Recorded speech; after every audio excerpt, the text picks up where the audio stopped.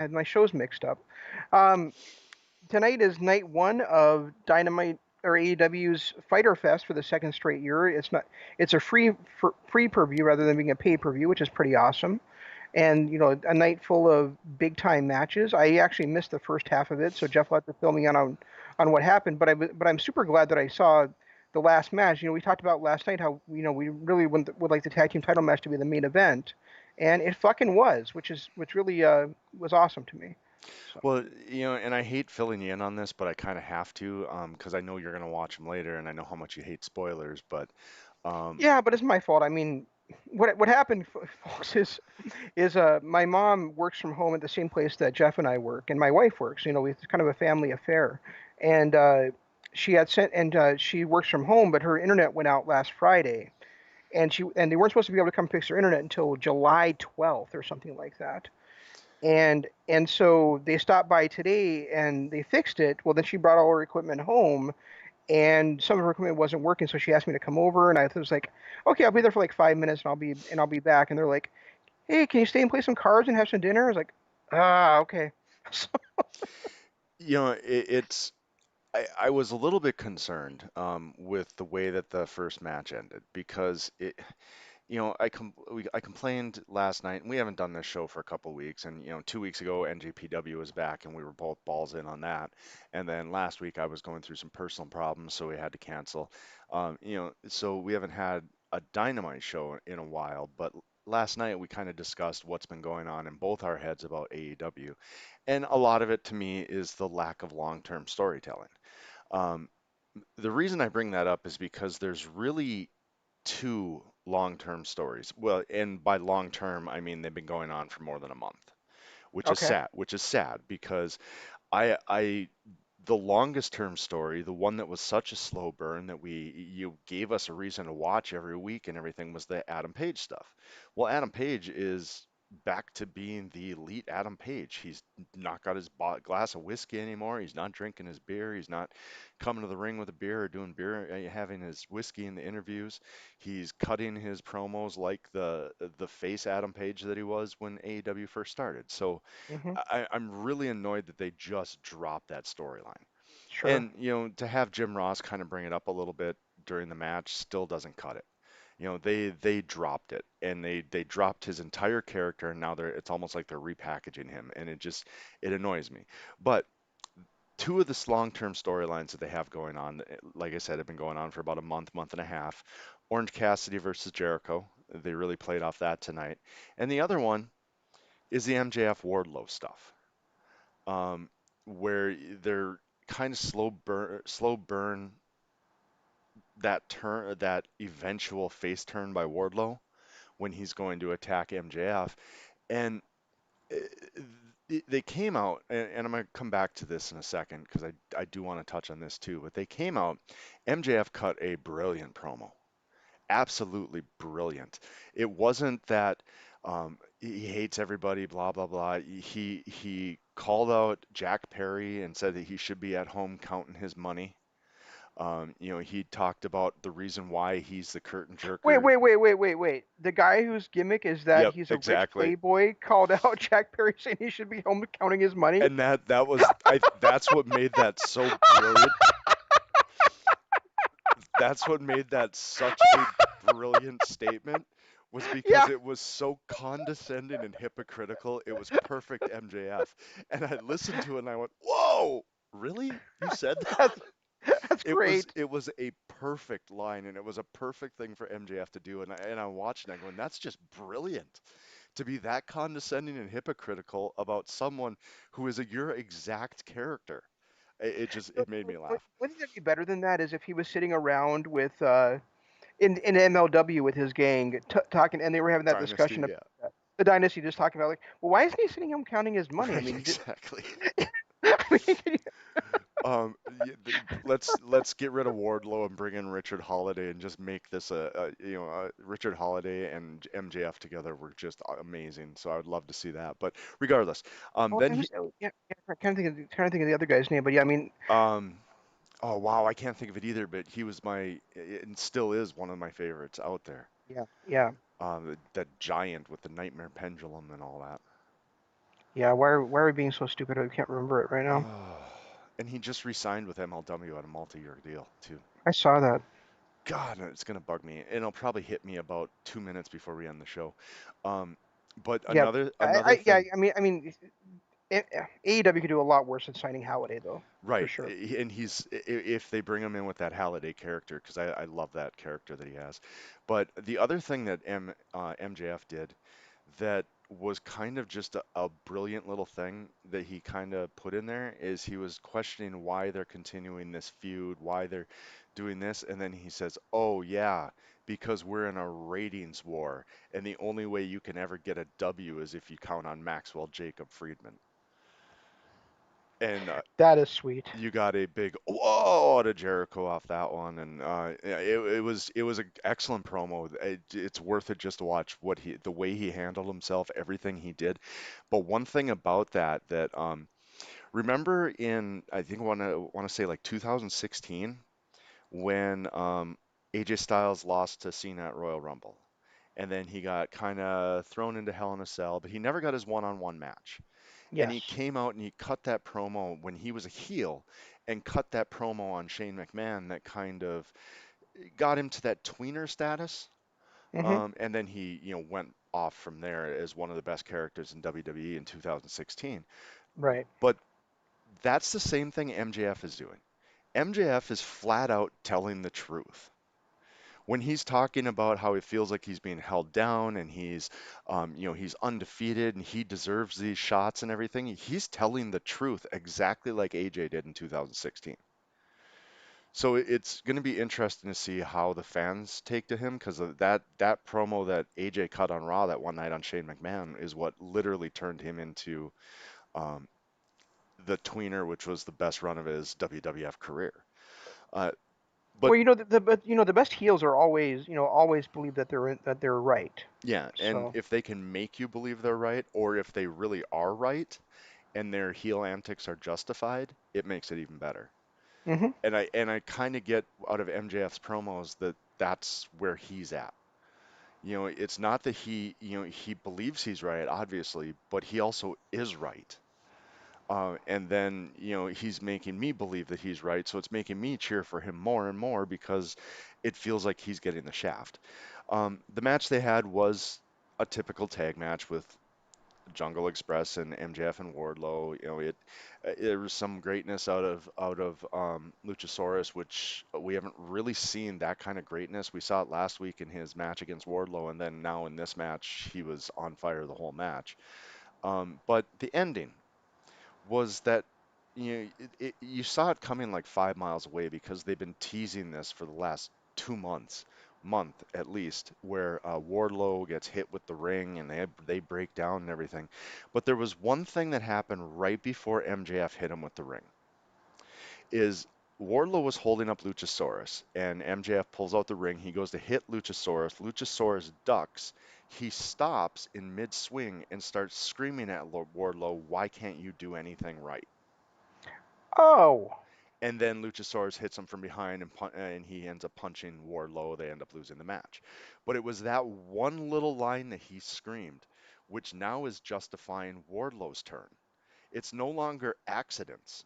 Up until now, it's been those accidents where he's accidentally hitting him, he's accidentally pushing him, or whatever. That one line that he threw in there now goes, okay, is him punching him really accidents? Right. So now all of a sudden we've got Wardlow's eventual face turn justified. Which, if you think about it, that was such a brilliant. And I don't know if that was planned. I don't know if that happened spur of the moment. I don't know if they even thought about this ahead of time. But that is such a brilliant piece of storytelling and storyline building, something that we've been missing, because it all of a sudden it clicks. That one little line that he said clicks in your mind about, is this real? Is he really trying to, hurt Wardlow? Is he really trying to hit him? Now, okay, now Wardlow, he's going to turn face and it's justified. That just one phrase that he did took that entire storyline to a whole new level. Yeah, that's very true. Yeah, and that's the thing is like but that's the thing is like you look at this and you're like, does anybody really want to cheer Wardlow? I don't want to cheer Wardlow. Yeah, I mean, but it he hasn't really shown much of a personality. He's a big guy. He really seems like to me he'd work better as a monster heel than as a face. oh, I agree. So I mean, I don't see any. So yeah, I mean, if it's eventually a turn, fine. But if they do it anytime soon, it feels like a misstep to me. Yeah, and I agree, and I hope this is a long-term story. I hope this is something that they play out through the year. In fact, the absolute earliest I want to see him turn is their Revolution pay-per-view in December or November, whenever they do that one. And the other thing is that Wardlow's done plenty right. you Right. know? Exactly. Exactly. So but that is one thing that all of a sudden kicks this storyline into a whole nother gear. And if they can continue those tiny little things until it reaches that boiling point and continue to build on Wardlow and actually put him in matches where he shines, get the fan support behind him, then when his eventual turn does happen on MJF, and I'm not talking about a turn, I think even all in would be, or all out, I'm sorry, would be too early for a heel turn for him, or for a face turn for him. I think this is something that's got to be a slow burn. You've got to get the crowd behind him. But that one little line by MJF What was, crowd? well, you know what I mean, the fan support and everything behind him. But I know, but what I'm saying is there's no way to gauge that really. not Unless unless, and that I'm really not a social media guy, but I mean, unless they're looking on social media and seeing a bunch of people popping for Wardlow and that kind of thing, then how are they ever going to know when the right time is to make a turn like which that? is why you can't rush it. You've got to wait until we at least start getting fans back in, which is supposed to be about the middle of July. Oh, is it really? Yeah, Okay. it sounds like because they it sounds like Japan is going to allow it for Dominion, which is what, July 15th? No, Yeah, July Japan. Yeah, 17th. Japan is, but But in the United States, who knows? the US, especially Florida, had announced back in May that they were going to allow 25% capacity. And this last week, WWE kind of started allowing more people in, but it was family members of the wrestlers. And as we saw in AEW tonight, they had a lot more people ringside than they normally would have. They weren't following social distancing even slightly, but there was a lot more people ringside now than there was even 2 weeks ago, 2 or 3 weeks ago. And that just blows my mind because we've seen in the last few weeks how things have been blowing up in the South, including in Florida. Well, in So I mean, Texas had 7,000 new cases overnight. right. You know, But I mean, even like the last few weeks, I mean, there were still, all those southern states that decided to reopen because fucking Trump said they should. right. They've been blowing up. So it's weird to me that they would just keep opening things up in Florida. But I'm concerned about it because I don't want to see it become a bigger pandemic than it was before, and then all of a sudden well, we're shut down again. especially when there's no travel restrictions in the United States. So somebody Right. could get it in Florida, bring it here to Minnesota, Yep. and then we're back right back where we started 3 months ago. And I know a lot of people that live in Florida and they come up here, especially this time of year for 4th of July and Labor Day. Yeah, You know, snowbirds. Here in Minnesota, folks. It's really cold, so our old retirees will move to someplace like Arizona or Florida, and then they're here for 6 months of the year, and they're there for 6 months of the year. yep. So, And they usually come up around Memorial Day, which they couldn't because of travel restrictions. But now, we're getting the 4th of July and travel restrictions are starting to lift. My neighbors who were actually stuck in Greece, they're born and raised from Greece. They have a home here and a home in New York and a home in Greece. And they usually spend their winters in Greece. And they were actually stuck there. They literally just got home 2 days ago, back to Minnesota. So, the travel restrictions are obviously lifting, but they got to be careful about this. They really, really do. right. And then after that match, we ended up having what I felt was the match of the night. I loved that both tag matches. I absolutely loved. I thought Private Party and PNP was astonishing. I thought that tag title match with Paige Omega and Best Friends was brilliant. But I still think the match of the night was Shida versus Penelope Ford.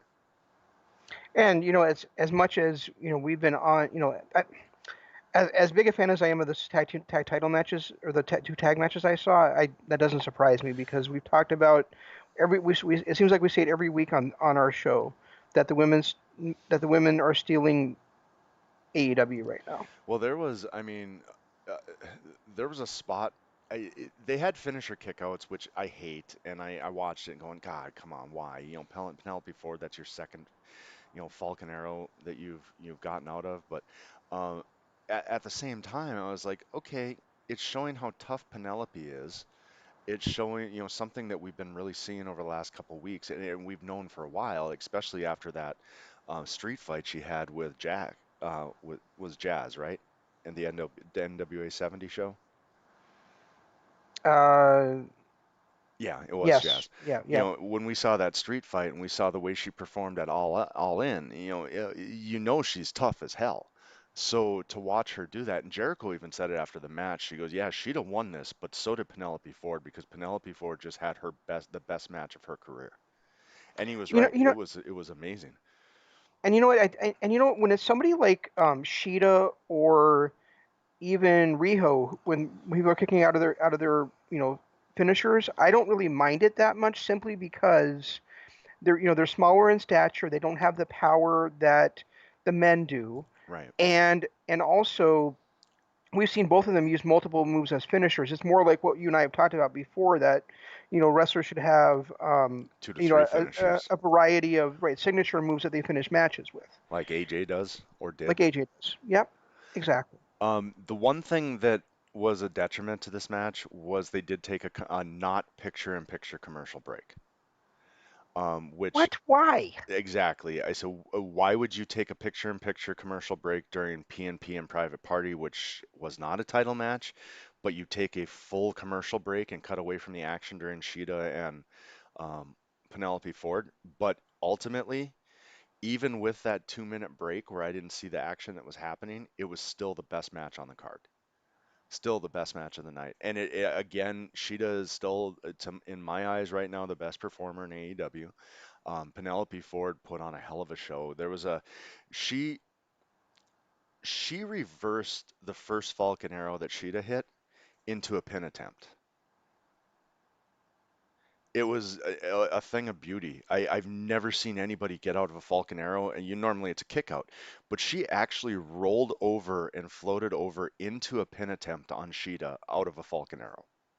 Wow, that's And pretty cool. then later on in the match, Sheeta goes for that top rope, uh, um, oh, I can't, drop kick that she Hmm. normally does, and Penelope Ford matrixed her.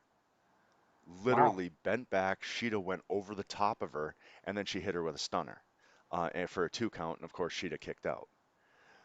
But it was astonishing to watch. It was one of those matches, and it's been a long time since I've really had an AEW match that has had me staring at the TV, going, "My God, what am I going to see next?" And you say that even though they put on great matches every week, Right, you know. exactly. And but it was truly, it was one of the best women's matches I've seen in a long time, and easily the best match on this show. That's awesome. I'm It, looking forward to watching it on probably on Friday because I don't think it'll be added until like late tomorrow. But at the same time, but I'm as much as it sucked for you watching it live, I'm kind of glad to hear that I'm not going to miss any of it because there's no because when of they the do commercial that break. when they do that on apps they don't do the picture in picture. You just miss whatever it was in the match. Yeah, and I mean, you saw the picture in picture for the rest of it. I mean, the three matches that they did the picture in picture in, we didn't really miss anything. It was a lot of rest holds and standing around. Right. So it's not like we actually missed any action anyway. Yeah. Fair point. And Um. Go then ahead. it brings me, so now you're caught up on the two that you didn't see. You didn't miss much in the first 10 minutes of the Cody Jake Hager match. Oh, shocking. Yeah, and so now Do you know what I put in the description? what? I put Cody defends the stupidest title in wrestling against Jake. See, I was trying to be more of on an upbeat. We saw a phenomenal women's match. We saw two great tag matches, and MJF cut a great promo. All in all, I felt like AEW kind of hit a home run that haven't been feeling in the last couple of months. this is the first time in the last couple of months that I've actually felt like they hit a home run across the board. Now, granted, I hated the Cody ending. I hate the fact that I hate Cody. I hate the fact that Cody is You hate that you hate unstoppable. Cody. That's Yeah, I right. do because less than a year ago, he was probably one of my top five favorite wrestlers. I loved Sure. everything about him, and now he's become cookie cutter. He's become unstoppable. He's become everything about Hulk Hogan that I hated. The reason I was not a Hulkamaniac is because of the way he acted, and that's what I'm getting out of Cody. Cody is untouchable. He wins every feud. He wins every phase of every feud. He's been having cookie cutter matches. He's doing drama for the sake of drama, not to actually extend a storyline. We talked last night about how this TNT title run is a joke because it's supposed to be a weekly open challenge, and guess what? Next week is a Dynamite. Yes, I realize it's night two of Fyter Fest, but it's still the weekly program, and he's not on it. He's not on it doing the thing he said he was going to be doing, which was defending the title on every single TNT broadcast. And the other thing about that, I actually have two things about that. Number one is he's not defending his title again, but Page and Omega are defending their titles again Exactly. for the Yep. second straight week. And number two is, you know, I realized again tonight that Cody is the most bloated TNT champion of all time. Please don't do that again. Did you do a spit take? Yeah, I did. I spit my sleepy time tea all over my computer. Thanks a lot, dude. Well, I'm glad to hear that's all it was sleepy time tea. So, Um, um, the the I yeah, just it annoys me. I am really to the point where I just can't stand Cody and as much as much of a fan as I used to be of Jake Hager, I really don't like the way he's been trying to blend in his MMA stuff into pro wrestling. It doesn't work the same way for him that it has for like Filthy Tom Lawler or Matt Riddle or Shayna Baszler. No, it doesn't. It's just a very boring plotting style by him. No, I And agree, and and I've never been and a fan of his in-ring work, but I have to say that his personality, charisma, his out-of-ring work mhm. has been so much better than anything I've ever seen from him in the past. Yeah, Yeah, that's even his run in MLW, I didn't think he's had the kind of character run that he has right now. his character run in MLW was such that I totally forgot he was even in MLW. So, He was part of the stud stud stable. stable with Yeah, I know Dirty for like what Blondes. 2 weeks or something. 2 or 3 weeks, So something like that. yeah, yeah. No, I remembered it as soon as you said it. I just had totally forgotten it. Um, but who could blame me, honestly? Yeah, Um, fair but enough. but even if this had been a technical masterpiece of a match between two outstanding performers, that finish would have made it a complete dud. Well, it That was. finish was completely goddamn stupid. And it's the third time now we've seen. I mean, we complained about Cody using Crossroads too much, and he does. But that's his finisher. That's okay. He's supposed to win matches with his Is finisher. it? Is it his finisher? I honestly I don't know anymore because it seems like countering somebody else's finisher is now his finisher. And on the Indies, we saw him turn the Vertebreaker into his finisher, which honestly is a much more devastating move than the Crossroads. Crossroads ever will. I know you've been a big fan of the Crossroads over the years because you loved it when it was the roll of the dice by Reno, and it's Right. all the times Well, we've seen it. But I loved it when it was roll the dice because it was really the first time I'd ever seen it. yeah, Now it's how many different wrestlers have a variation of it. and what did and yeah, Daniels uses a variation of it too, right? The what does Christopher Daniels call it? Um, I don't remember. I can't even think of it anymore. Last rites? Yeah, last rites. Is it Last Rites? I thought Last Rites was the power bomb. Uh, He's no, got the the Angel's Wing that's a power bomb, but I also thought he had a regular power bomb that was the Last Rites. But maybe you're right. Maybe it is the Crossroads. One thing I don't know if it was before you started or after, but one thing that I thought was hysterical was listening to the commentary with Jericho Ross and Tony Schiavone, where they were talking about made up moves. And then Shivani goes, guys, it's wrestling. Every move has a made up name. I thought that was pretty funny. I couldn't believe what Jr. said to uh God, what the hell's the masked guy's name? I totally lost it. Excalibur. Yeah, what he said to Excalibur in the main event. Oh, that you finally showed up? No, he's like, good call. I've been waiting for a long time for you to make a good call. I've been waiting It's all like, night. Yeah, because Jericho, especially the beginning of the night, was all over Excalibur about just kind of not being a very good announcer.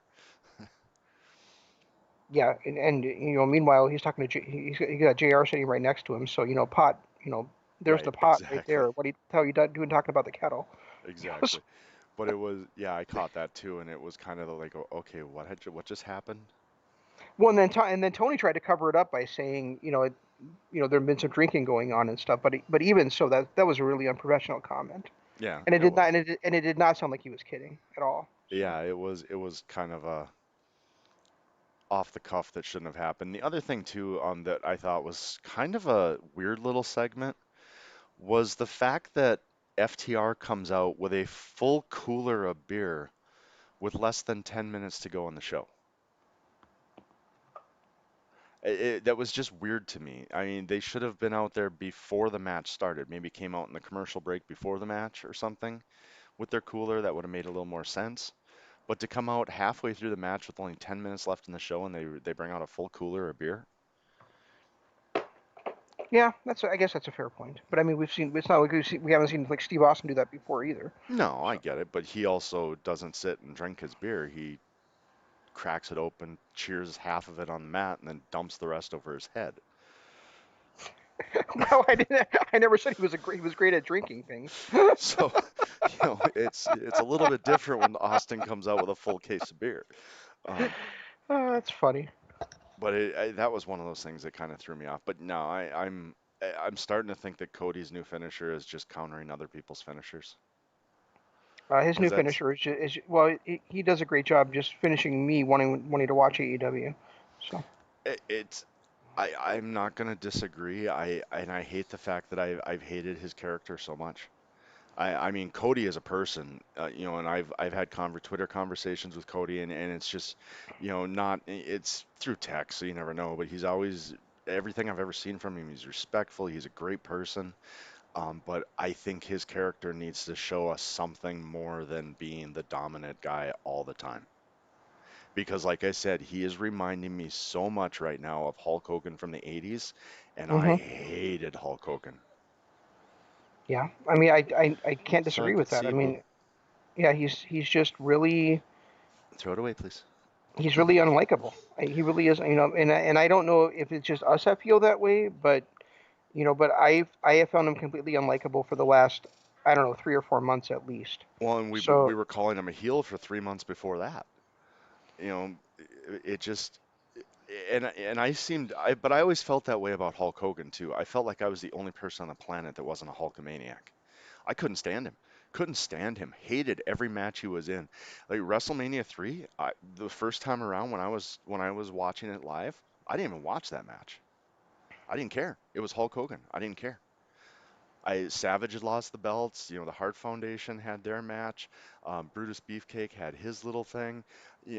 All of my favorites were done. And by the time it got to Hogan, I detested Hogan so much that I shut it off.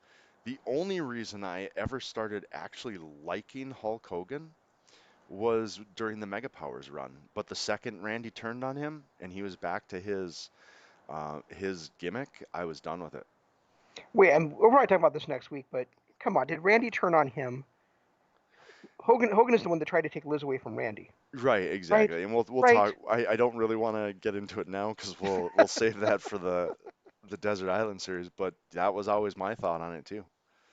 And speaking of that, like, this is probably going to be I don't, I guess, it really doesn't matter if I tell you what my matches are in advance, but I watched right before my dad called me tonight to have me come over and take a look at my mom's computer.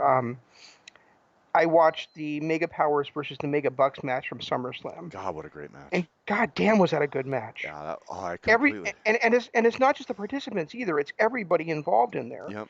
It's Liz, it's Virgil, it's Bobby Heenan, it's the referee. I love that match so Seeing much. I that was one of my favorites, and that was actually on my original list until I started watching the Mid South stuff. Hmm. My original three matches, I mean, obviously, I think you and I are going to have the top two matches the same. Diamond Dallas Page against Savage from Havoc, and then that WrestleMania 3 match against Steamboat. Right. Though that unfortunately those are such great matches that both you and I are going to have those on our top four. It's the other two that are going to kind of throw in a little loop, and that Oh, well, one, wait, no, no, I don't have Savage versus Steamboat. oh really? Wow. See, that was the match that hooked me on wrestling, hooked me on WWF wrestling. It was for me too, but I just felt like over the years that it's that I don't I might have just seen it too many times, but I mean to me I mean I do have a match from Oh, some Savage at cookies. WrestleMania, but it's not that one. See, and So the thing when I rewatched it just a couple of nights ago, the one thing that kind of really blew my mind about it that I had never picked up on before was the pace they cut. Even in um, standard matches back in that day, it was rest hold after rest hold after rest hold, and this was fast paced. The action was constantly moving. There was no rest holds. It was just action, action, action for 23 minutes of hmm. nothing but, and at that time, that was unheard of. And even now, that's more of a standard today, but even now today, you get matches 20 minutes long and they're doing rest holds. It was astonishing when looking back at it now, it with from a more intelligent wrestling mind to watch it and go, holy crap, I never saw that before.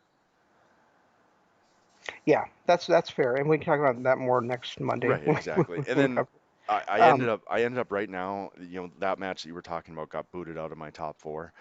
I've got two Mid-South matches now that are in there. yep, And of that makes course, totally sense to me. I got the So. whole weekend here and I'm probably going to watch some more, so it might change again. But right now, I've got those are my two or four.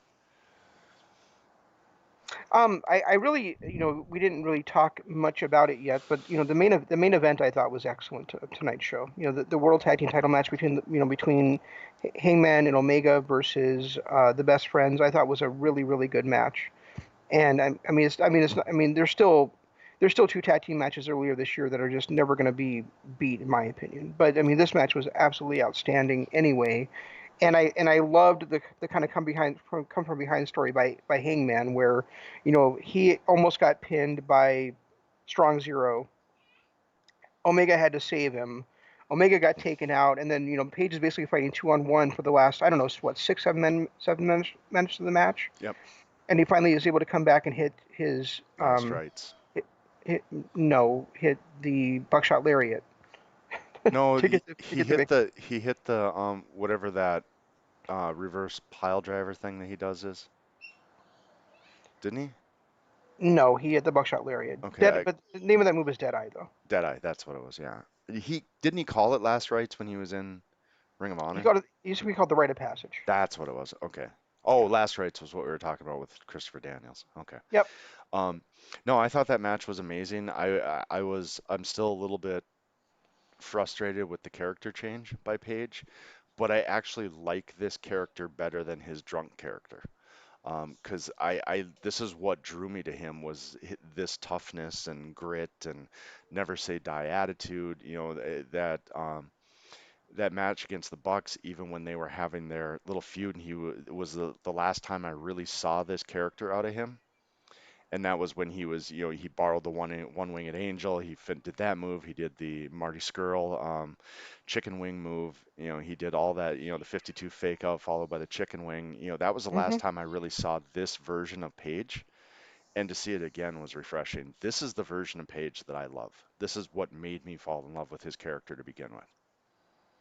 Yeah. I think they really should have made. I mean, like you said, they did the kind of an abrupt character switch. They really could have done it a lot smoother than that. They could have it could have been like I don't know. I mean, they could have done it gradually, especially when he was sitting at home doing nothing. Right. They could have easily just kind of had him. Um, Make up I, with the yeah, Bucks or something. yeah. I Or mean, or they could have like showed him like going into rehab or just resisting the alcohol. I mean, not that he doesn't drink anymore at all, but then resisting getting drunk and that kind of stuff. right. And then he comes back. going to virtual meetings. I don't know, something like that. And he comes back, and for the first 3 weeks, he's that character. And then all of a sudden, he's not.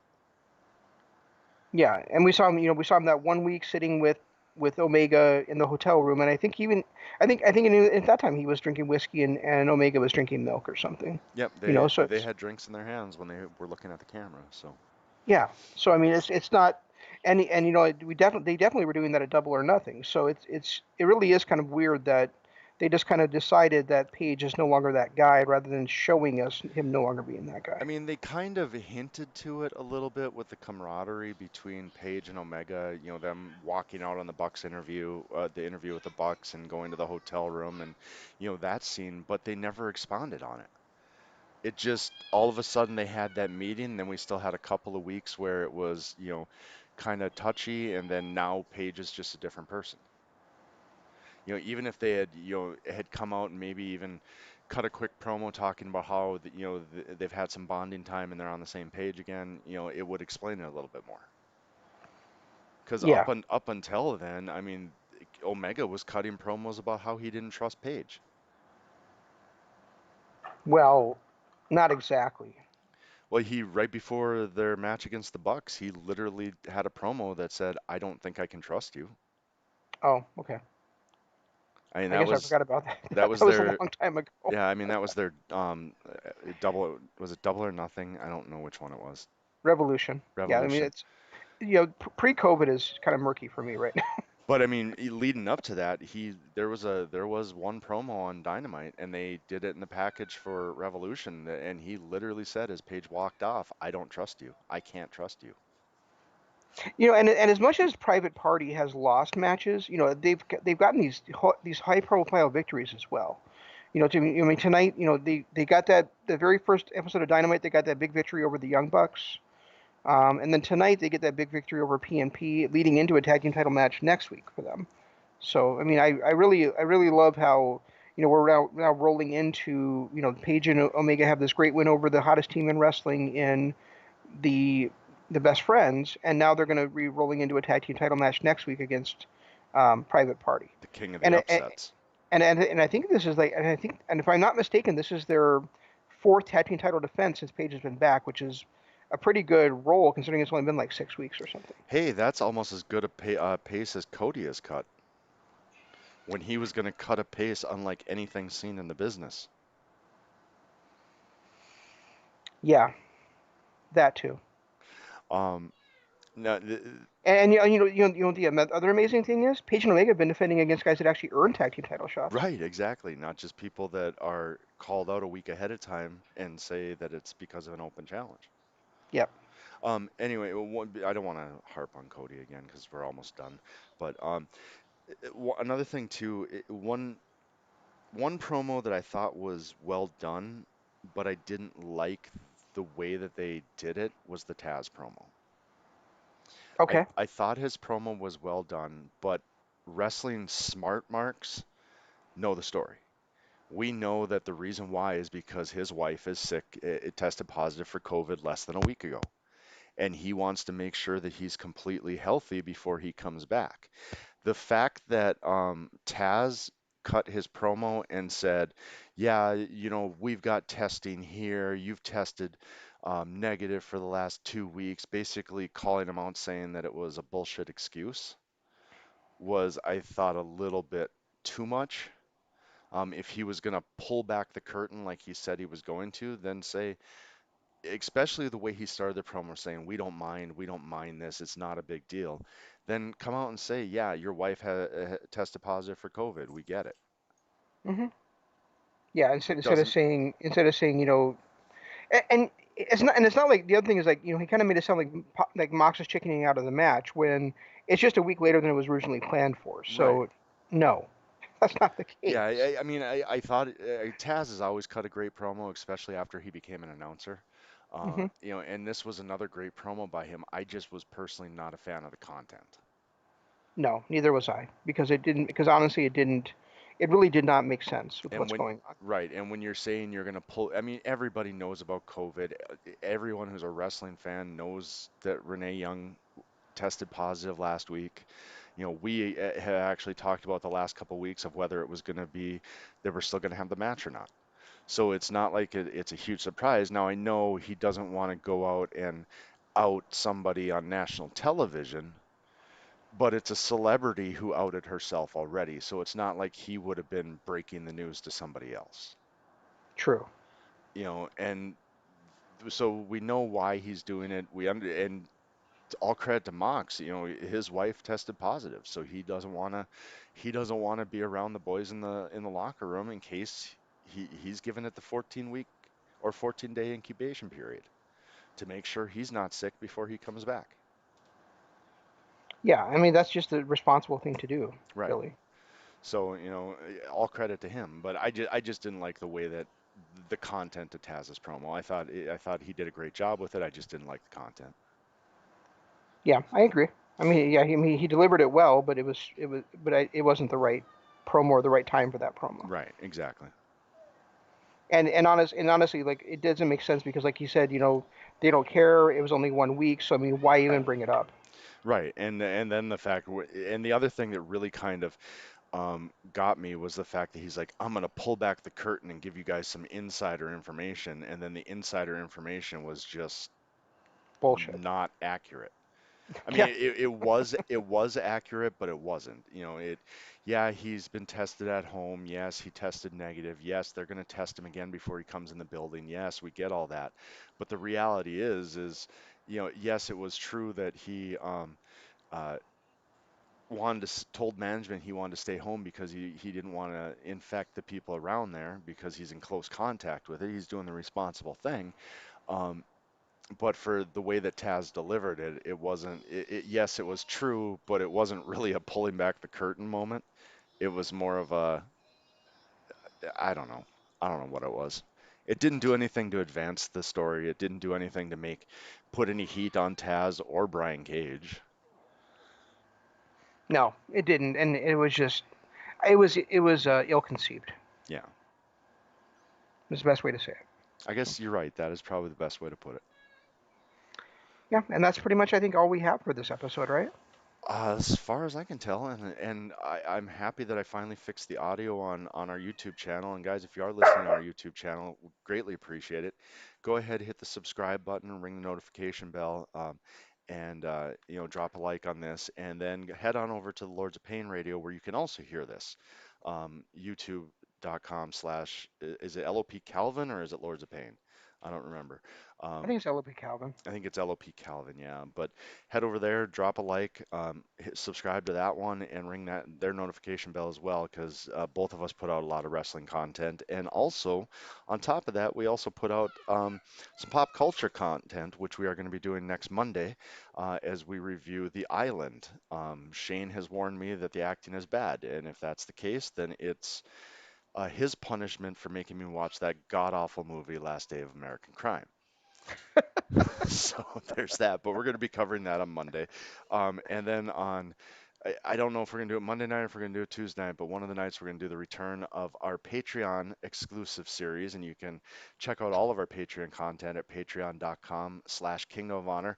Would appreciate it if you go over there, drop some likes on the videos, sign up for a membership. It's a small donation to help keep us going so that we can continue to give you content.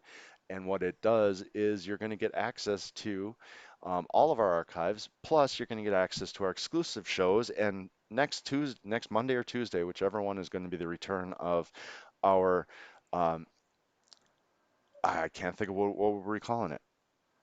We're Wrecked calling with it Wrestlers. Wrecked with Wrestlers, our Yes, Deserted Island series. Yep. and we are going to Our analyze Jeff likes to call it our Desert Island series. It's really a Deserted Island series. Deserted Island. It's something. It's not a desert island. It's deserted. Um, although What dessert, is your favorite dessert, Jeff? I'm diabetic, dude. I don't have one. I What's can't your eat favorite them. dessert? I can't eat them. That was the exact correct answer. I'm not allowed to eat them. My favorite dessert right now is sleepy time tea.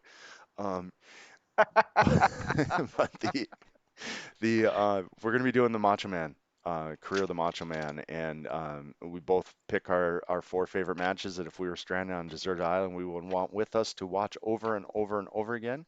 We break them down, we break down the career, and have a lot of fun with that one. It's something that I miss doing, and I'm glad we brought it back. And then, of course, next Tuesday is Kingdom of Honor, and we'll have New Japan Cup to talk about. I'm sure we'll be talking more about AEW or whatever else is on the docket. And then now, I don't know. We're going back and forth, but I was actually as lethargic as I was about watching the show to begin with.